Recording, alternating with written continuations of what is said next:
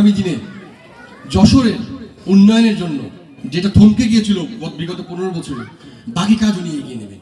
এবং তারেক রহমান কথা দিয়েছেন, যদি আপনাদের ভোটে বিএনপি রাষ্ট্র পরিচালনার দায়িত্ব পায়, সর্বপ্রথম মেডিকেল কলেজ হসপিটাল পূর্ণাঙ্গ কাজ শুরু করবে।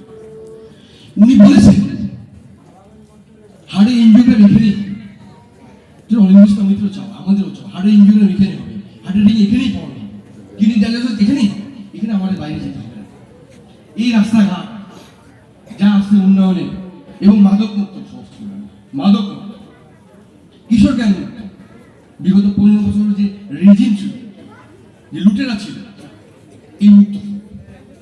আপনাদের উপস্থিত হয়েছেন সকলকে আমার ব্যক্তিগত পক্ষ থেকে কৃতজ্ঞতা প্রকাশ করছি। অলিন্দ ইসলামের পক্ষ থেকে কৃতজ্ঞতা প্রকাশ করে আমি আমার কথা শেষ করছি। বাংলাদেশ জাতীয়তাবাদী স্বেচ্ছাসেবক দল জিন্দাবাদ। জনাব তারেক রহমান